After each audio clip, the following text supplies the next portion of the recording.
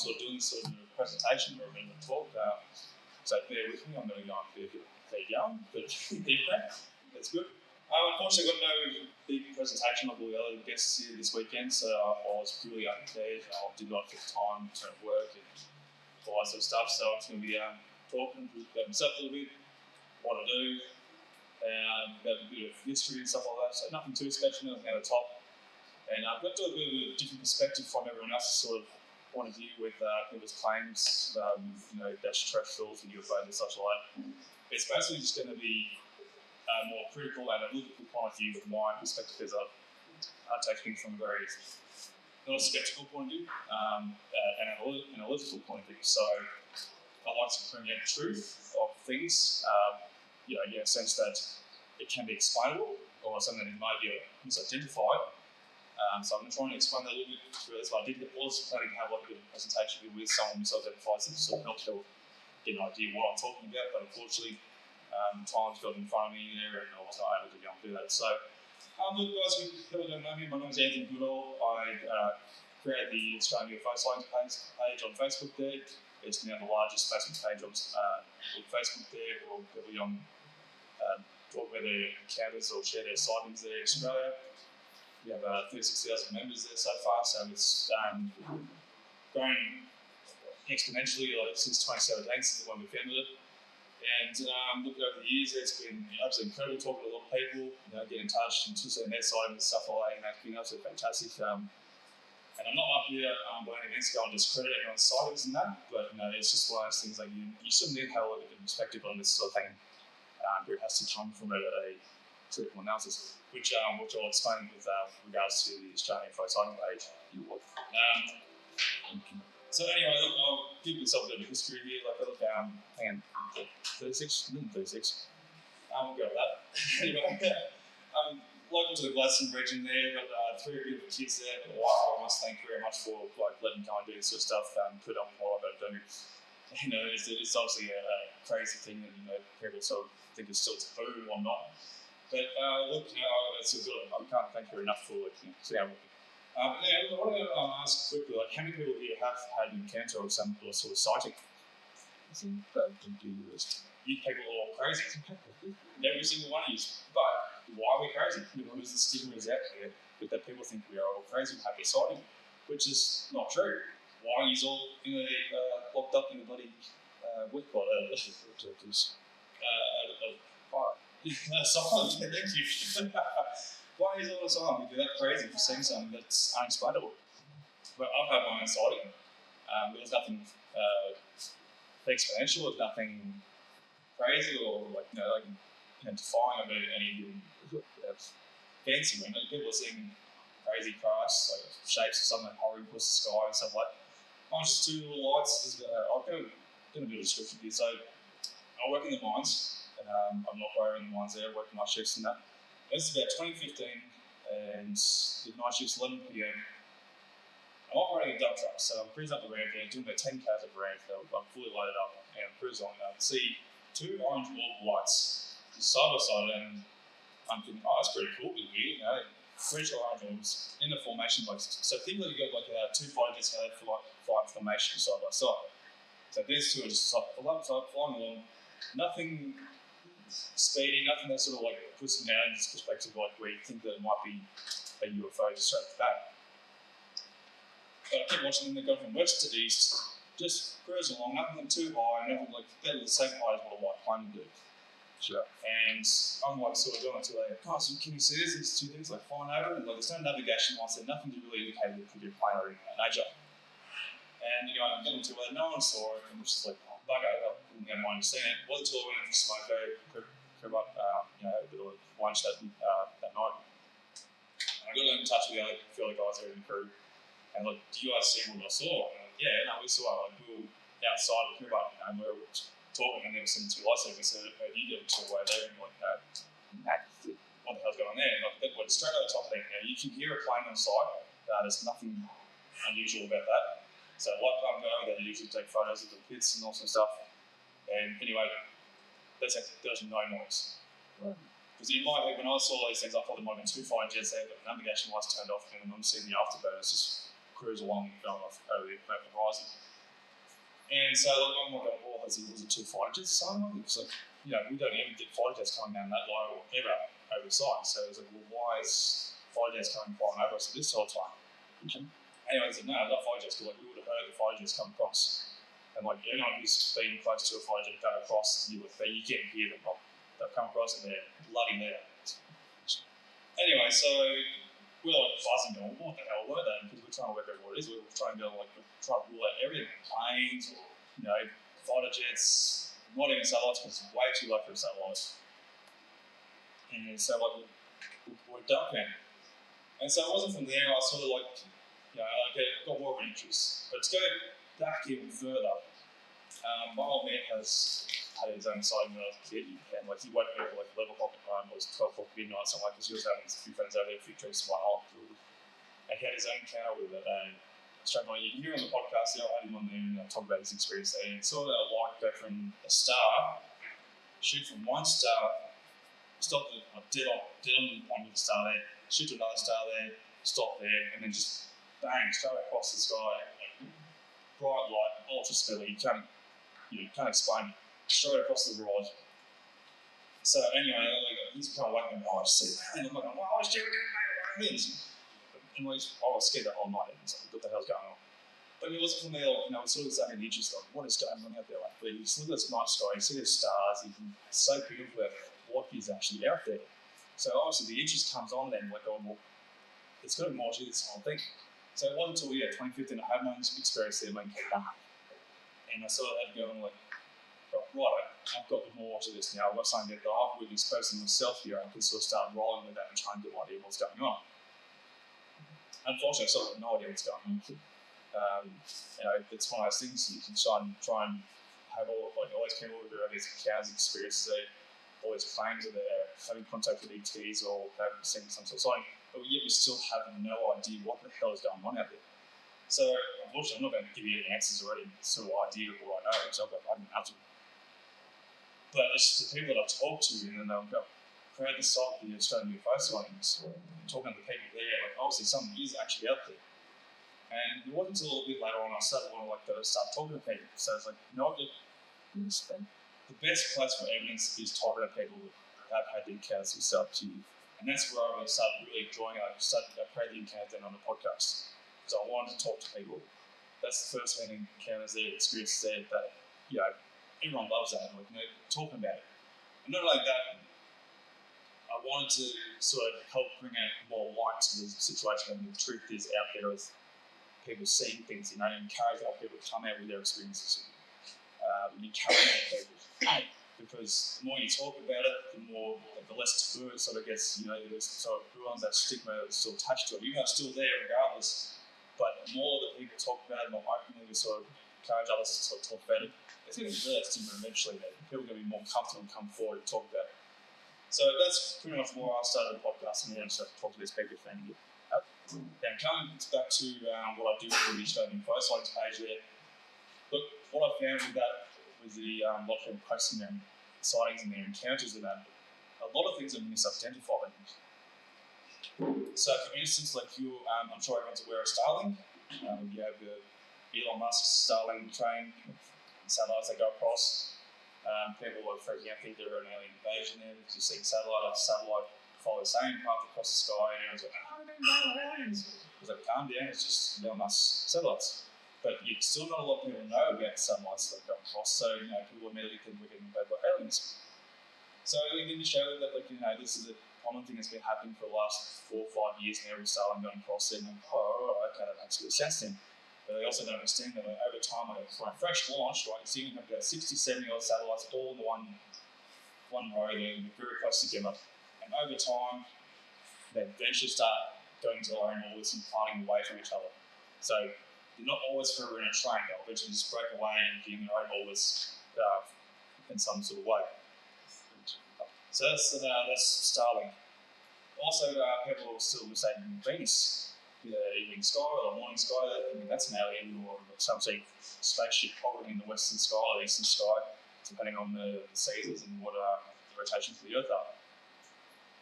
So people need to start really looking and understanding what is actually out there before they start claiming an alien spaceship, because that brings less credibility to other people's encounters with psychics when they have a genuine sighting, something of that nature. Also, I would have had a presentation here, but unfortunately, to try and help visualize what I'm trying to explain, and I hope I'm going to explain properly for you. But you also got lens flares. It's a very classic one there. We have a bright light source, like a street light, the sun, the moon, and then there's a bright light source. You can all go this afternoon and go and try and point your phone to the sun, and you'll have like a little green ball in your camera, on your screen of your phone. So people go around, they'll go and take a photo of something and go, oh, right, I've got a UFO here because I didn't see it, but it's there now on the camera. And it's like, well, hang on, you have a bright light source there, which is a very common thing to do with the sun in the camera. It's glaring on your screen, and you'll have some sort of orb, some sort of glare, creates odd shapes here and there, and it depends on also how you're positioned in a sense to regard, because with lens flares, they reflect the exact same sort of shape of the light source itself. Depending on how close you are as well, which will play a factor in that. So obviously, you can be like between the trees there, and the sun will be behind the trees, and the leaves are creating shadow from the sunlight coming in, and you're getting a bright light source from the sun still breaking in through the leaves, but it's still creating like an odd shape for the actual orb that will actually be the sun itself. So I'm hoping that makes sense. And like I said, it reflects the same shape as what that light source is going to be. So you have the street light out there, it can be elongated or round shaped or some sort of straight shape to it, and it's still going to reflect that same sort of shape to it. And I really wish I did have my photos going through, but nothing on the work for me. Because I had some perfect examples there of some lighting plants that work there. So we have a 5-grid sort of lighting plants that are very extremely light LEDs, and have 1, 2, 3, 4, 5 on your bottom, like top either way. And when you have the reflection of the lens flare on the camera there, you can actually see the light source in that same shape, but the actual light source itself is too bright for the camera to go and pick it up. So what it's picking up is that mirror reflection from that shape to the actual lens. So I hope that makes a bit of sense. Also, then you also have a lot of people think they're capturing a UFO craft flying past them as they're taking a photo, but it's more than likely 99% of the time an insect. So when you have insects here, it's all about perspective. So you get as an example, you put your finger here. The more closer you get to your eye, the bigger your finger's going to get. The more you bring it away, the smaller your finger gets. So the same sort of concept works with insects, that depending on their size and whatnot. So when they fly past your camera, they fly fast, and the closer they are, the faster they can be. Further away, the slower it looks. It's what it's called parallax effect. Probably not that either, but anyway, I'm hoping you make a bit of sense, guys.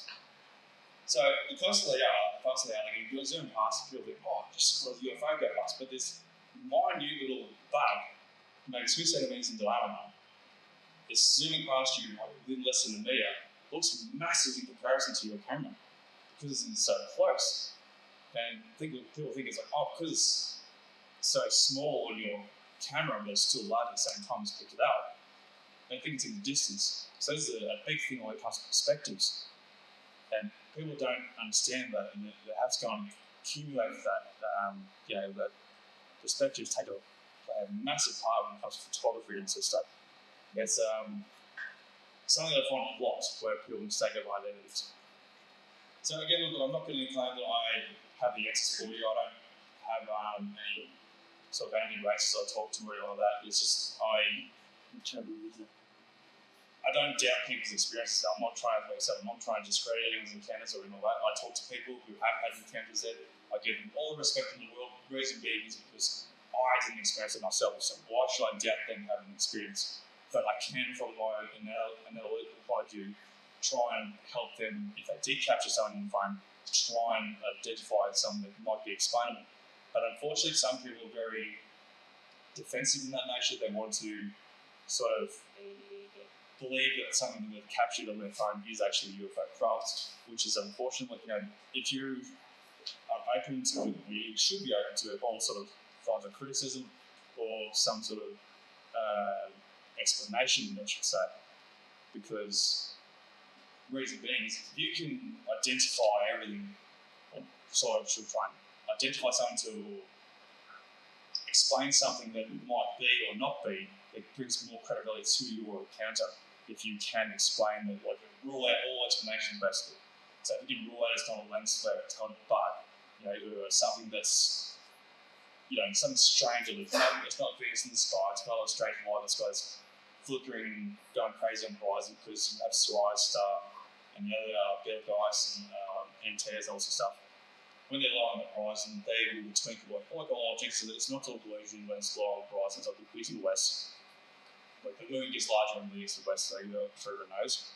So the stars do have the same sort of effect, but because of the atmospheric illusion, it also creates a more distortion in the atmosphere for lower it is for the stars. So they'll twinkle like crazy. People think, oh, look, it must be the spaceship, they're trying to twinkle and carry on and whatnot.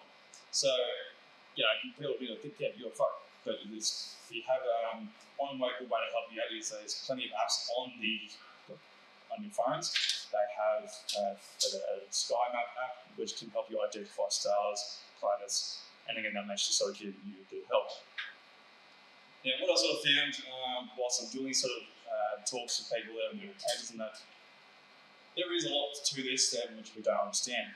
And like I said, I'm not discrediting, I'm not penalising candidates on what they were say they were experienced. I'm all open to everything. So I'll go on that now. Thank you.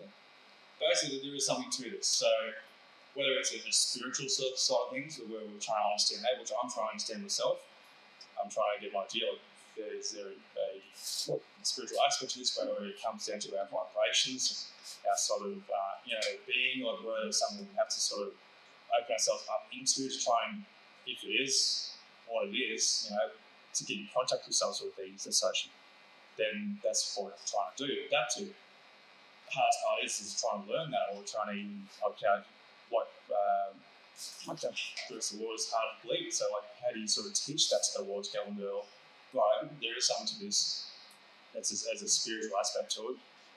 How do we go about this? So I honestly don't have an answer for that, because obviously people like claim that they can talk to beings and they have the experience there that can sort of help me guide you. But again, with the stigma that's still attached to this whole experience of encounters and that, who's going to believe you thinking that you can talk to beings there because you can just go and meditate about it or change your vibration to it? Everyone's saying, I'm not sure if a lot of people who watched yesterday with the Believe podcast there with the table panel thing we had yesterday. The other few was here. Yep. So basically, we were talking about this, and we were trying to work out how we can sort of contact people. But people are so reliant on technology these days, so we're sort of very distracted in our own world, sort of what's happening in the world, and not paying attention to what's actually out there. And that's the biggest thing we're sort of trying to get away from, the stigma and the attachment to our new environment that we're sort of bred into. It's super reliant on watching TikToks and Instagrams and Facebooks and stuff like that. There's so much more out there. We sort of open ourselves up to and try and get involved in back to sort of nature. If you look back into ancient histories and stuff like the Egyptians, the Aztecs, Sumerians, all back then they had monks, priests, shamans. We were all in touch with their environments, nature in that sort of sense regard. So over the time, I'm going to go hard here and I'm going to blame religion, the Vatican, the Christians, all that sort of stuff there. Absolute assholes, wiped everything out on that sort of nation regard to that. They've warped the world and westernized society and westernized society as we see today. And they have corrupted the world that they are the gods, they are the only ones who are right. Which is, it's not fair. Everyone's entitled to their own cultures, their own beliefs, and that's how it should be respected. But obviously, over the history there, the Romans took over and they've brought in the Catholic churches and forced it one everyone. It's been a dirty history. So, obviously, over the years, this dirty history there will be so corrupted and Christianity and all the other sort of main churches are the correct way. But yet, there's years of shamanism, all those ancient history of shaman priests and all sorts of mates have lost the way because of that.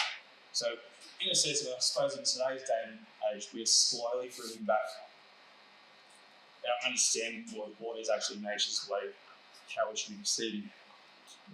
I'm not claiming I sort of know this is the actual way of doing things, but I sort of feel like it is the way of doing things. Being back in touch with nature, being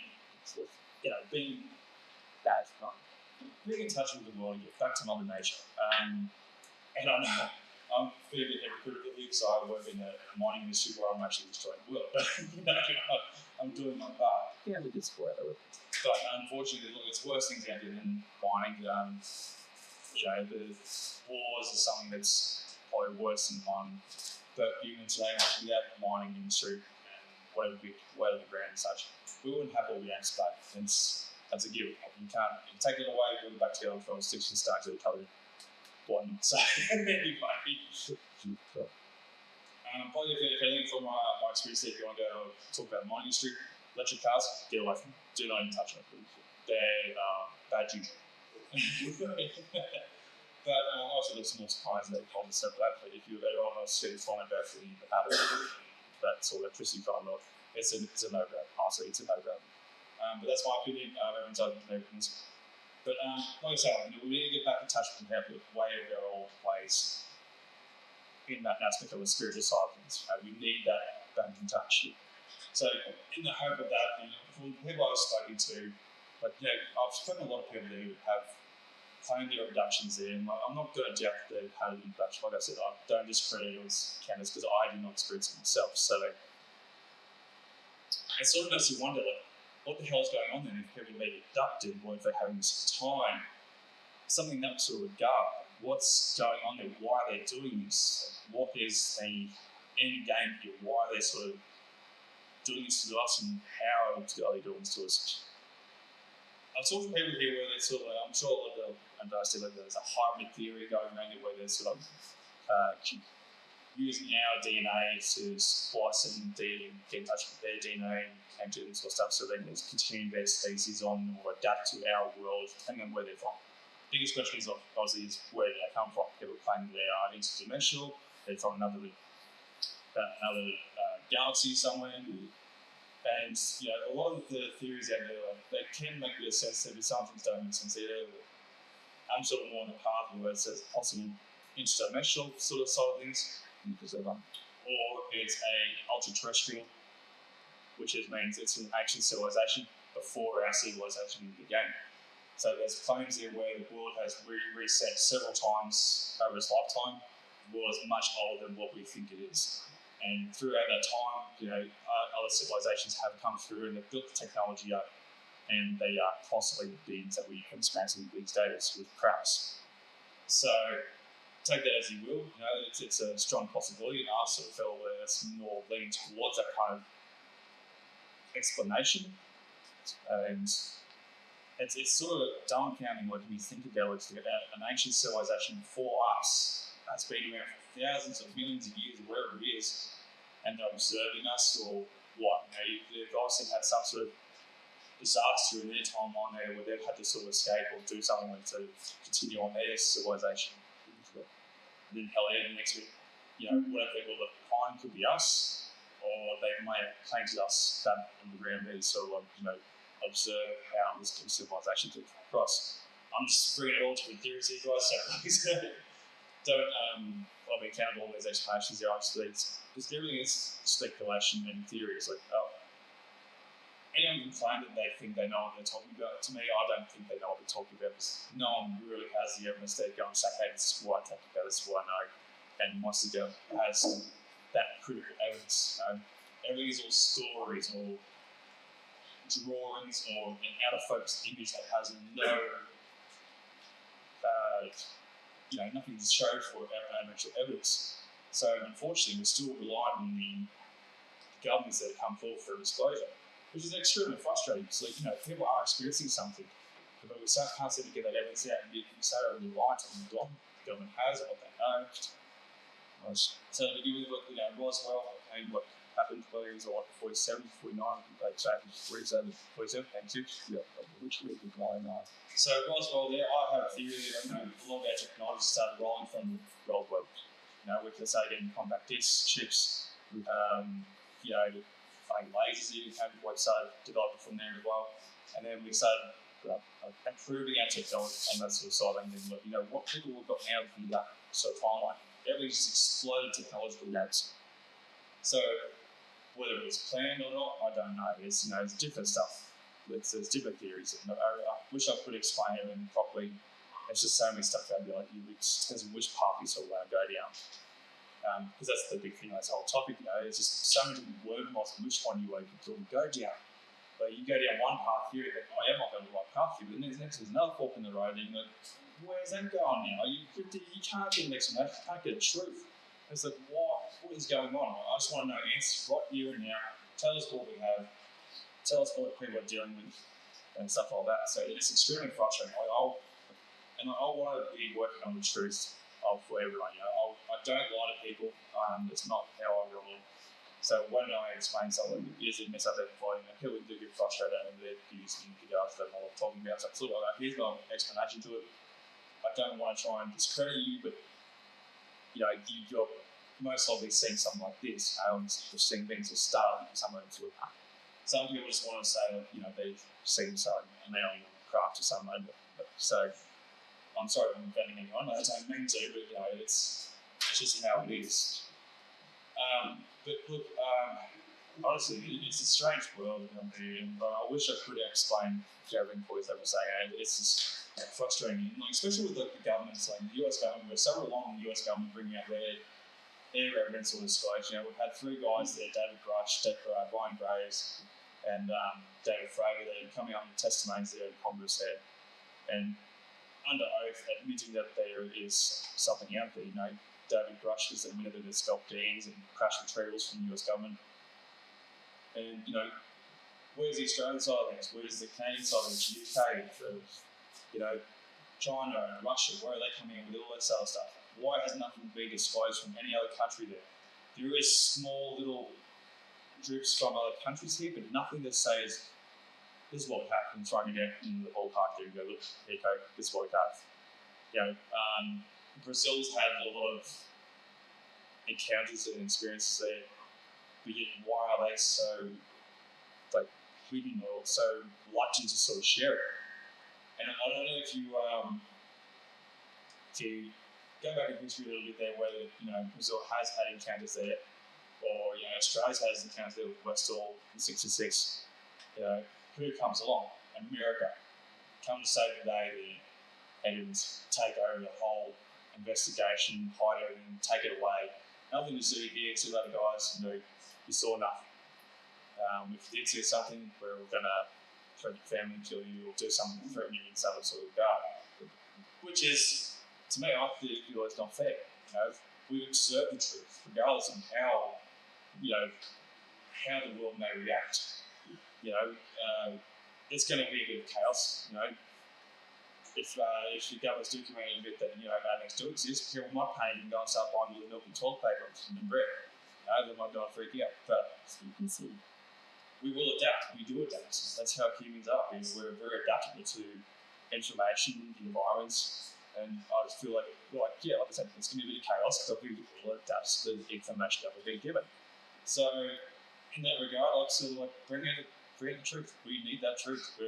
Too much bullshit has been hidden on adults. Because of that bullshit, so many conspiracies come out there, which then the truth of absolutely everything that's being told and people's experiences and encounters, and that still then creates the stigma attached to everything. So why people are so reluctant to share these stories.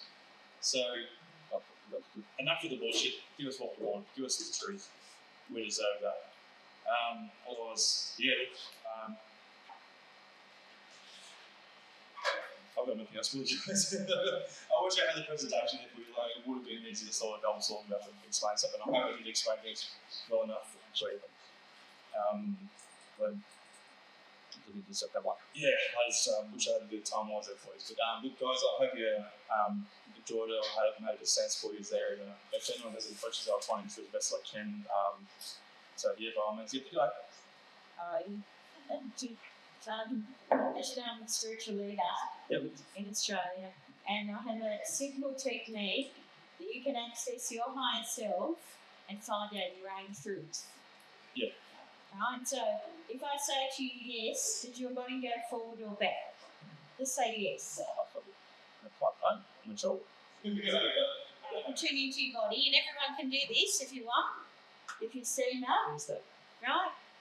We are the human pendulum. We are empowered because when you're waiting on people to disclose the things, you are easily manipulated. Yeah.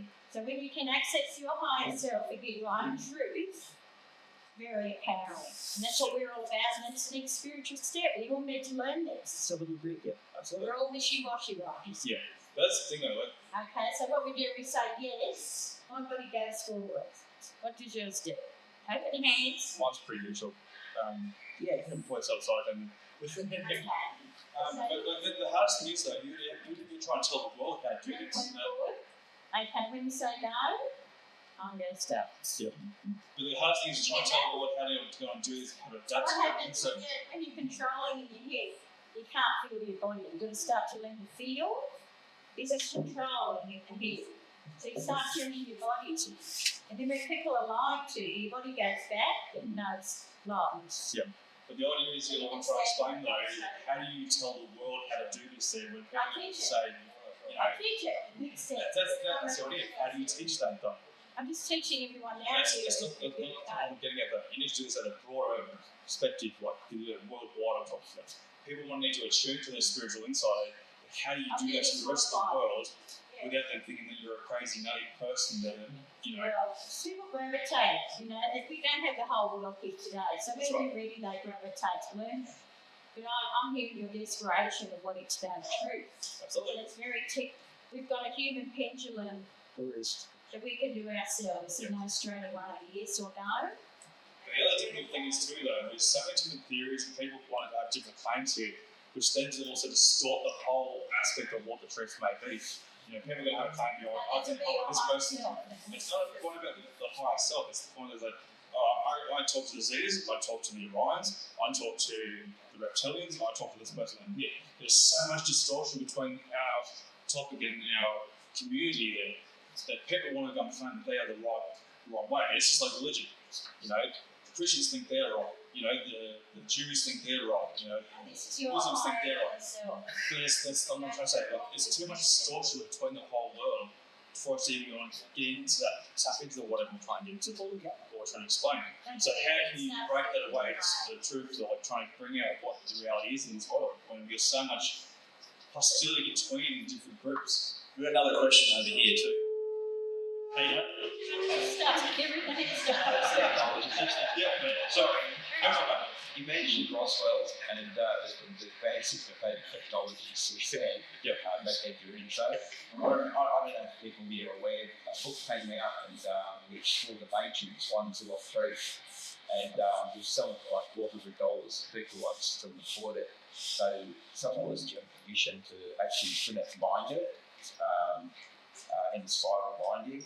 And then the things in there in the early 90s, we're just getting it out. And we're talking about, you know, ear pieces, and there was just so much into it. Try and find the copy. I've got the 3 copies, so if anyone's interested, I could probably photocopy a couple of pages and send it. But yeah, it all stemmed after the Roswell. Yeah, and like even going forward, before Roswell, now we had Nikola Tesla and a few other guys that were doing stuff like, you know, they had a lot of experience. And like, you know, people claim that he may have even another guy before Tesla had made like, you know, what they call his internal engines there for powering and stuff like that. Whether the truth is behind that, I don't know. Like we've already had the technology there beforehand, apparently. And all of a sudden, you know, all the big corporations that are not going to monetize off this, so they, you know, they get rid of the person who has invented this. You know, and we're back to, you know, how we are today, controlled by the corporations, the governments, and yet no freedom from our own side of life. You know, like, and I suppose that's comes down to again, like, you know, we need our freedoms, we need the truth behind everything there, so we can sort of branch out. Could you imagine if we had the freedom of the technology that was presented to us in the past instead of being hidden by the government, how far we could advance with people inventing different new things? Obviously, with human nature, you know, we're all about defence, fighting each other and stuff like that. Who's going to have the biggest gun, biggest weapon gun do the mixed construction. So obviously it's going to be a dangerous path, but not everyone's going to be hostile in that regard. So why stand everyone down and control everyone what they can do in their life? It's absolutely horrible. I mean, I hate the control. We should be able to live our own free lives and how we want to live it. But unfortunately, it's not the case. So yeah, any more questions at all? Sure. Oh, sorry. I was a little bit weird because I'm some kind of a best apart that. You don't have time sat here and wrap my head up. You put your head up that way. So I'm looking at this from a top-down perspective. We've got this with battery that we like. Because the negative terminal, which is like the woman, right? And he's like it gives you subconscious quality. So stuff. But it's experience of right side of the bike. Yeah. And I'm looking at it the same way you do with Ray Carrillo with that. The whole thing, the whole time I've been sat here, I'm just looking at it from imagine you're paid saying the things, and we're all sitting here and obviously working, but it's like flat rate.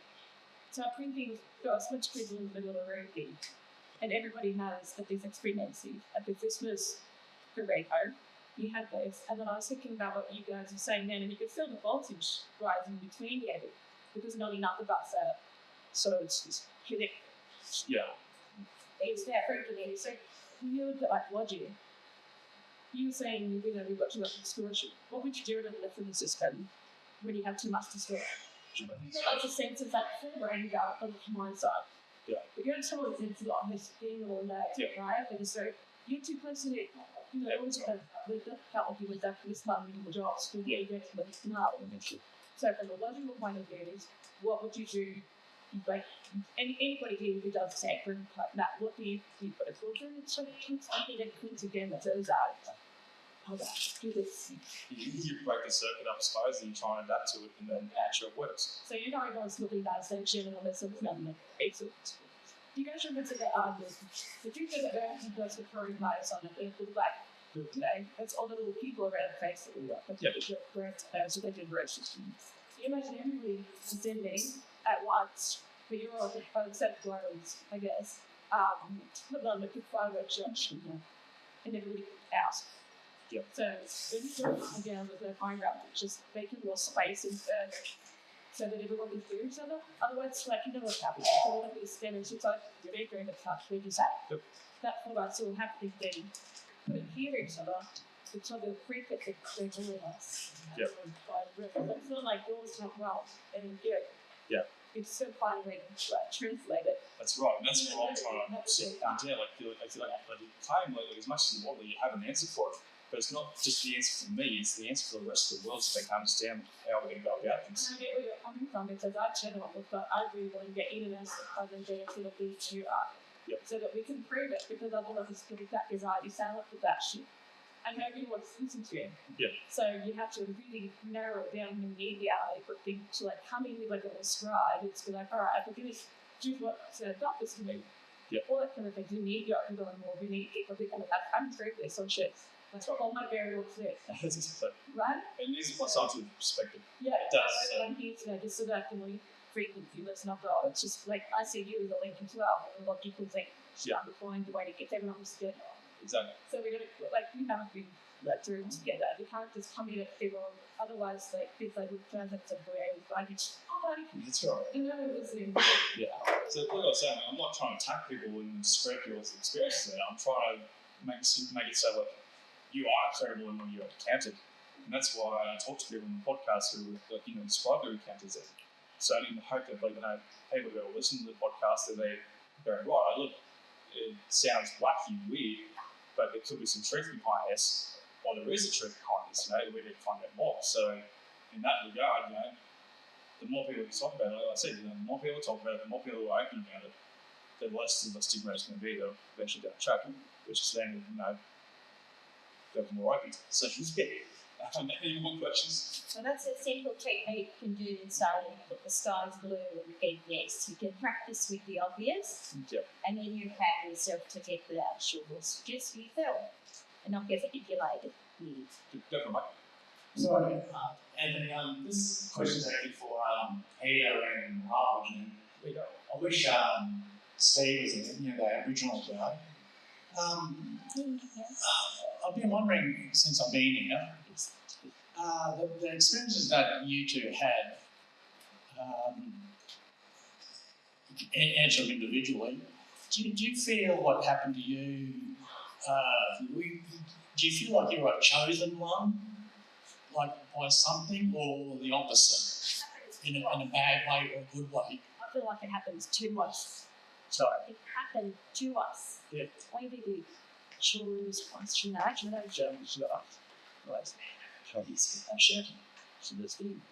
I'm just feeling like it happened to us. You know, I hate to say the word victim, but you know, it happens. I don't know if it's a chosen thing. Do you reckon? Well, when I say this, I don't think I'm special in any way more than anyone, but I've had this question asked a million times and I've thought about it a lot. Yeah, we have been chosen, but it's through generations. It's through my mum, her mum, or through the family. It's like if we want to save a pride of lions, for example, we want to study them. We dart them, put them to sleep. We go put a collar on them. We get DNA off them. We might put an implant. We do that to our dogs and cats now. We can track them, or which we lose them. So yeah, I feel in that way, yeah, we are chosen for some reason, and I do think there's a DNA link to it. It's not because I'm smarter than anyone, because I'm not. But yeah, I tend now to believe that the people that it's happening to are chosen, and maybe we're chosen to talk about it. And because, for me, if I believe in something, of course, I'll talk about it. It doesn't matter how detrimental it's going to be to me. I'm in security. I work at the Opera House, high profile.